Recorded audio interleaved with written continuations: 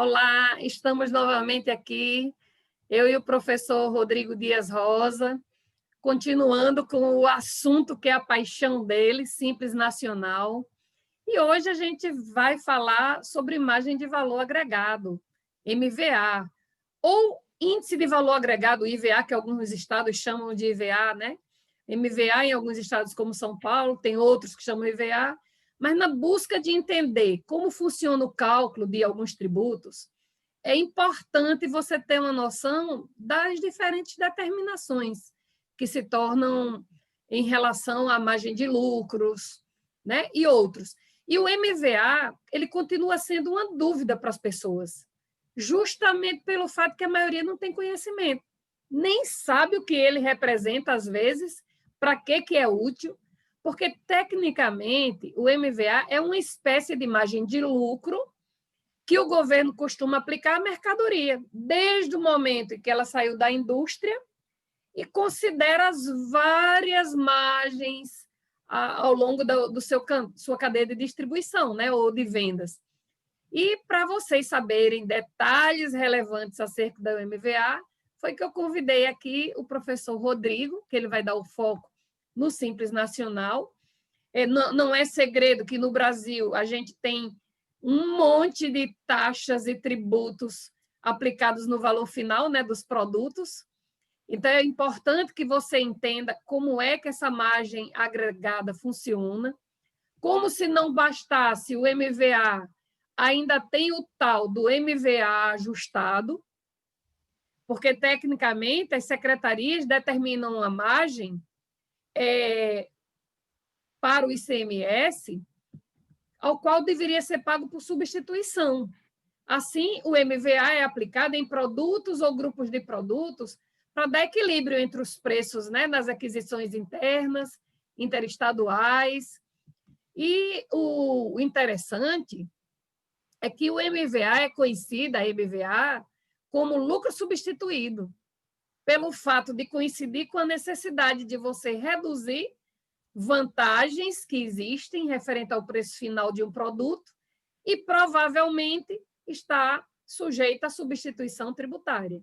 Então, essa ideia de substituição tributária, ela é para melhor atribuir os valores das alíquotas, porque um produto é adquirido em outro estado, ocorre a operação interestadual tributada com alíquotas referente ao tipo de transação, 12%, 7%, mas se as operações ocorrem dentro do estado de origem, a transação é tributada com o percentual referente às alíquotas internas.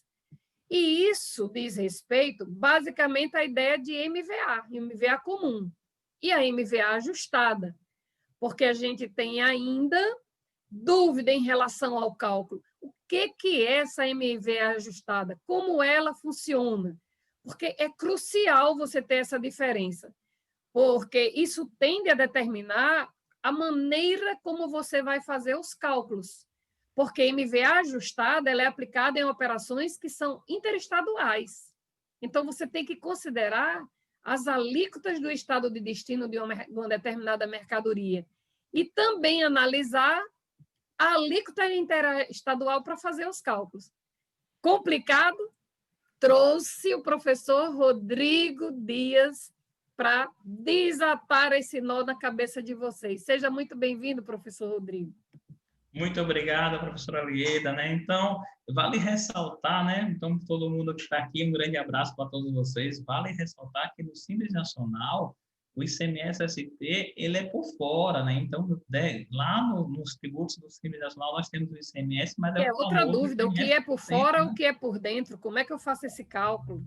Então tem isso, né? Então, é o que acontece. Quando a gente fala lá, está dentro do Simples Nacional o ICMS, certo? Está dentro do Simples Nacional o ICMS, mas não o ICMS-ST, né?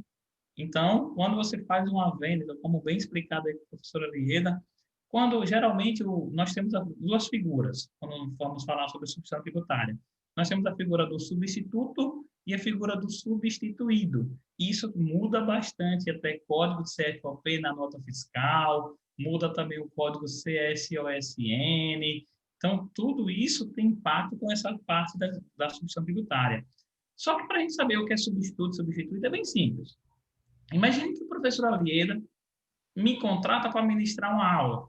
E aí, nessa aula, eu fico doente e não consigo ministrar. E aí, mando um colega meu, outro, vamos dizer, professor José, ministrar aula no meu lugar. Professor Alieda, já que o seu José vai ministrar aula no meu lugar, eu preciso repetir essa aula? Então, nesse caso, o seu José, ele está ministrando a aula. Se ele está ministrando a aula, eu não vou fazer essa repetição, não é isso? Então, eu fui o quê? Substituído pelo professor José. E o professor José é o meu substituto. Então, a mesma questão a gente acaba vendo na substituição tributária. Então, o fornecedor, quando ele manda essa mercadoria, e se, como o professor Alida mesmo falou, os produtos. Então, a primeira dica é verificar quais são os produtos que o seu estado diz que tem substituição tributária. Então, cada estado vai ter sua Tem os relação. convênios, né, professor? Respeitando o convênio 142, que é o que diz quais são os produtos sujeitos à substituição tributária. Então, o primeiro passo é verificar em cada estado qual é o produto que vai ter substituição tributária. Porém, como o Lieda mesmo passou para a gente, a professora Lieda aqui, quando você faz uma operação, você tem as alíquotas internas e a alíquota interestadual. A alíquota interna, o nome já está dizendo, operação dentro do Estado. Interestadual e entre Estados. E aí nós temos lá, né, onde fala da região sul e sudeste, com destino, exceto Espírito Santo, com destino a norte, nordeste, centro-oeste e Espírito Santo, nós temos o quê? As alíquotas 7%. Então, vamos ter várias alíquotas aí nesse sentido. Com isso, como é que eu vou calcular esse CMS-SP? Vou passar primeiro a regra, certo? Está aqui um exemplo bem simples de MVA. Nós temos um produto que é vendido com a alíquota de 18%, nós iríamos aumentar o produto em 41,38%. É como se o lucro fosse 41,38%. Então, a base de cálculo do ICMS-SP seria o valor do produto mais 41,38. Porém, se a operação for interestadual, vai depender da alíquota que está vindo o produto. Então, exemplo, se for o estado de Sergipe, por exemplo, que é onde eu estou, vendendo para qualquer estado, a alíquota interestadual é 12%. Então, quando eu vender esse produto, eu vou calcular esse CMS-SP com uma margem maior, 51,72. Porém, como eu falei para vocês, a região sul e sudeste, exceto o Espírito Santo, vendendo para o norte e nordeste, eles vão vender com 7%. Então, quando eles venderem com 7%, a margem de lucro é 60,35. Ou seja, o MVA eu estou ajustando de 41,38 para 60,35. E automaticamente, o que é que está acontecendo aí? Eu estou aumentando o meu lucro. Se eu estou aumentando o meu lucro, eu estou pagando mais ICMS. Só que tem alguns produtos também que ele tem de origem importada. Então, se o produto for importado ou com conteúdo de importação acima de 40%, nós temos uma alíquota, que é a alíquota interestadual, que é lá a resolução 13 do Senado, que a alíquota é 4%. Então, olha como eu vou ajustar. De 41,38 meu lucro, eu vou calcular ICMS agora sobre 65,52.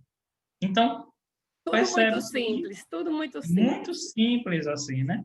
E aí, qual a dificuldade que a gente tem com as empresas do Simples Nacional, né, professora Lieda? Isso aqui vale para as empresas que não são do Simples. Porque a legislação diz o seguinte, que quando o remetente é do Simples Nacional, usa-se o MVA original. Então, mesmo que eu faça uma operação com a alíquota de 4%, eu não vou pagar ICMS sobre 65,52% como lucro, e sim sobre 41%. E é esse cuidado que tem que ter com as empresas do Simples, porque senão vai estar pagando ICMS a mais, contribuindo mais para o seu Estado, né? E essa fundamentação legal vai estar justamente previsto no artigo, né, no convênio 142, na cláusula 13ª, que diz o seguinte: na hipótese que o contribuinte remetente seja optante pelo Simples Nacional, será aplicado o IVA prevista para operação interna na legislação na unidade federada de destino ou convênio. Então, Isso é muito importante para a gente, porque se nós estivermos acostumados a fazer o cálculo do ICMS e ST para as empresas que não são do Simples, é muito tendencioso pagar mais ICMS, porque em vez de usar NVA original, a gente acaba usando NVA ajustada, porque a regra é NVA ajustada. A exceção é empresa do Simples, não é NVA ajustada, é NVA original. E, professora Leida, eu já vi várias e várias empresas do Simples pagando ICMS a maior por causa disso. E é outra situação que a gente precisa trazer aqui para vocês mas eu não sou do Simples. Mas você compra do Simples? Porque se seu fornecedor for do Simples, tem que usar o MVA original. E se seu fornecedor estiver usando o MVA ajustado, você está pagando mais ICMS a ele, porque ele que acaba recolhendo. Uma oportunidade para você fazer uma revisão tributária, verificar se está recolhendo adequadamente o tributo e, se não tiver, fazer sua recuperação. Não é mesmo, professor? Isso mesmo, porque você está recolhendo a maior. Então, é bem cirúrgico aqui o seguinte, né, professora Leida? O que importa é o remetente ser o simples, certo? O destinatário pode ser simples ou não simples. O que importa é o remetente. Então, essa dica nossa aqui não é só para você que está no Simples Nacional, não, certo?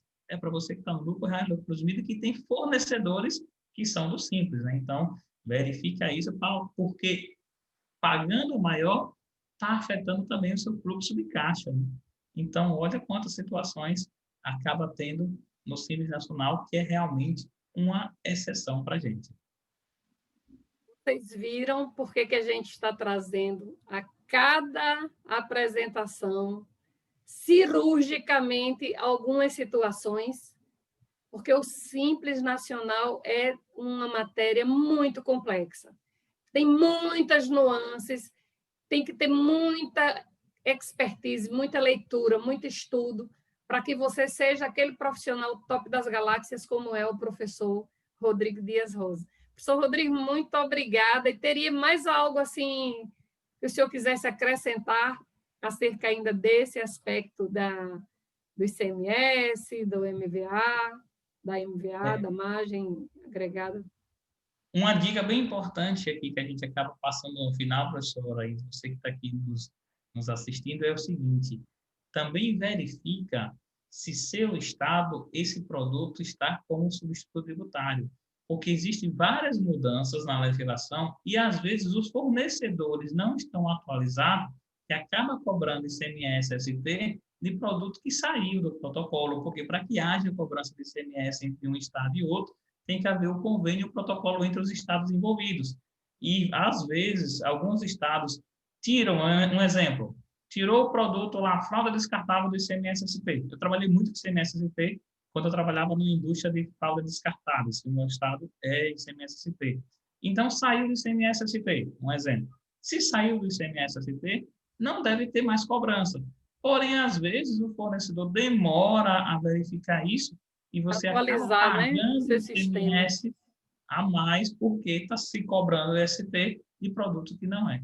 Então, a dica é verifique o seu regulamento e olha se o produto que seu estado está cobrando também está previsto no convênio 142, porque são os produtos que são passíveis de cobrança. Então, tem que ter esse produto também no convênio 142. Gente, é muito detalhe. Então, mais uma vez, professor Rodrigo, muito obrigada por sua participação. Nossos alunos aqui estão curiosíssimos, já imaginando qual será o próximo tema, mas será sempre uma surpresa para vocês. Muito obrigada, professor, e até o nosso próximo encontro. Até o nosso próximo encontro.